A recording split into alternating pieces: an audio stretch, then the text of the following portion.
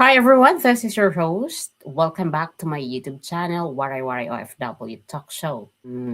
Today is April 12th. Ayun, nagbabalik tayo at muli, um, very exciting itong mga araw na uumpisan ko muli ang aking YouTube. Panay ako umpisa, no? Parang wala akong natapos, puro umpisa. Anyway, sabi ko nga sana yung pag-umpisa ng kadaldalan ko magtuloy-tuloy na kasi once na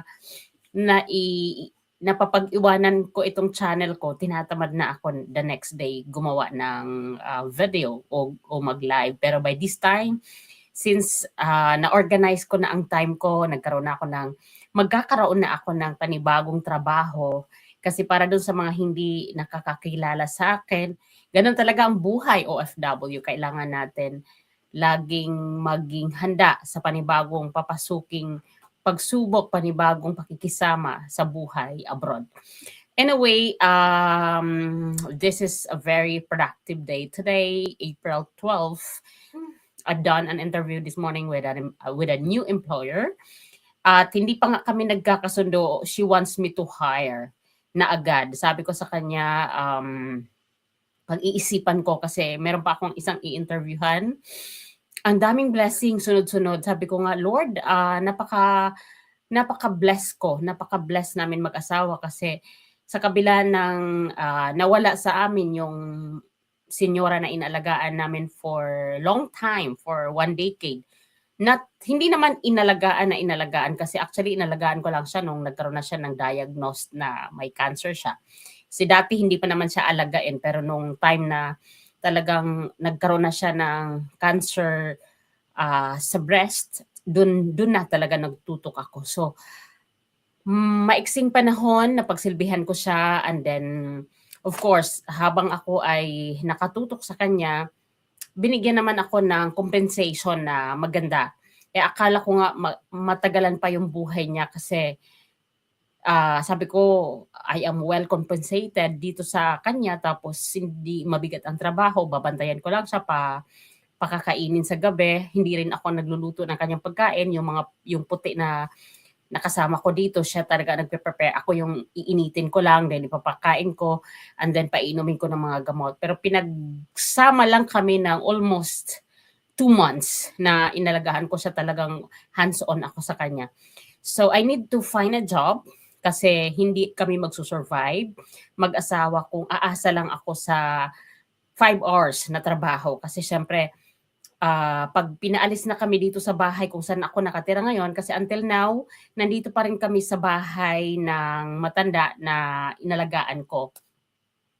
Hindi pa ito na ibebenta na bahay, kaya allowed pa kami tumira. Pero once na mabenta na ito o kung ano mang plano ng mga anak, kailangan namin maghanap ng sarili naming matitirhan. At siyempre, yung second journey na aming papasukin o papasukan bilang buhay abroad ay iba na. We need to pay the rental, syempre yung monthly rental, yung mga bills sa tubig, sa ilaw, sa internet, and so many expenses na in the future kailangan namin paghandaan. So, kailangan ko ng trabaho kasi hindi kami magsusurvive sa 5 hours compensation na aking tinatanggap kung magre-rent ako ng bahay o room at bills pa sa tubig, kuryente at sa internet. So, sabi ko, Lord, it's your plan para sa aming mag-asawa kung anong gusto mo sa amin. Hindi ko plano ang plano mo. Kaya sabi ko, tatanggapin ko kung ano man ang ibibigay mo sa akin. And then here comes after prayers, hindi man agad-agad, pero talagang ito nagsabay-sabay naman. Nakakalito mamili kasi I have 3 choices kung saan ako magpapa-contract o saan ako pipirma ng new contract. Kasi ito, ang lalapit pa ng binigay ng Panginoon sa akin ng mga trabaho. Parang if you imagine the cross, yung cross na crucifix, yung trabaho ko is parang, di ba, ang cross nakadipa. So, if you are going to, bakit cross ang binigay kong example? Para kasing when you pray, 'di ba, open arm mo siyang tatanggapin kung anong binigay sa nasa sayo na, may free will ka to choose. So ngayon, binigyan ako ng 3 choices na trabaho na puro malalapit.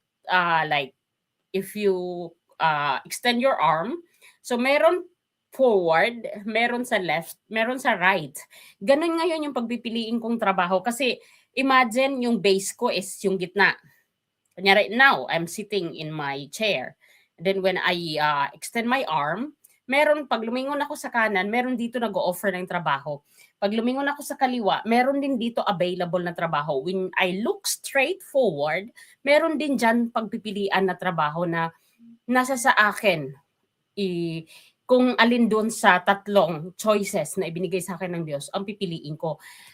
Well, ang isa, napa-interviewhan ko na kanina, okay naman ang bigay nasa batas, susundin niya kung ano yung nasa batas ng pasweldo. Yung isa, bukas pa lang ako mag-interview. Tapos yung isa, nakausap niya na ako pero mukhang hindi ko gusto yung offer. Kasi hindi pa rin kami magsusurvive dun sa offer niya. But anyway, titingnan ko kung paano ang hihingiin ko kay Lord. Sabi ko kanina sa pari na nagmisa, kababayan ko kasi yung pari, sabi ko, please help me pray kung anong trabaho alin sa 3 trabahong available ang tatanggapin ko. Kasi ayokong mapasubo sa isang work na pagdating sa kalagitnaan ay baback out ako.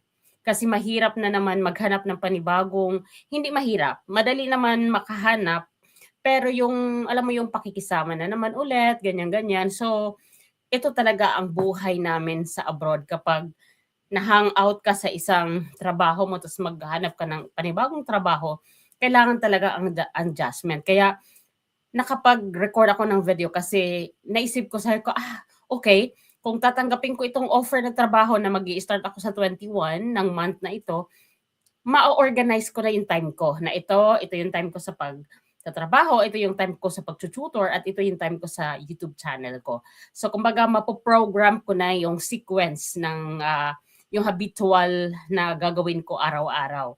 Kaya gusto ko ibahagi lang sa inyo. Kaya napa-excite akong mag-record kasi very yung dapat hindi tayo nagdadamot ng mga ganitong mga information o itong mga nararanasan nating journey kasi makakakuha ng lesson at kaalaman yung ibang mag-a-abroad.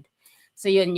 Anyway, welcome to my channel kasi meron tayong nakaset na 3 kabayan na i-interviewin ko sa Balay Kubar. So, very exciting. Ayokong sabihin sa inyo ang pangalan kasi maso-surprise kayo, at very exciting din kung anong kwento meron itong ating kababayan na ibabahagi niya sa aking OFW talk show, at anong inspirasyon ang pwede nating i-expect o matutunan sa kanyang kwento. So ito po yung panimula muli sa pagbabalik ng aking OFW talk. So abangan ninyo dahil sa next Sunday after Mass, dediretso ako sa Balay Kubar Restaurant at doon namin gaganapin yung interview na ito.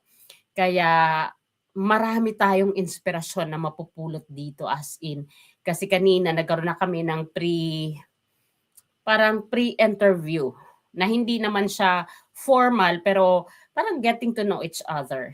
So, napaka-inspiring yung kanyang kwento. Alam ko na ito yung magbibigay ng pambungad muli na inspirasyon sa YouTube channel na ito, at maaring dito na muli ako magtututok sa aking OFW talk show content. So yun lang po. Maraming salamat sa ating halo-halong sa ating mixed topic for today. So thank you very much and I'll see you. Bye.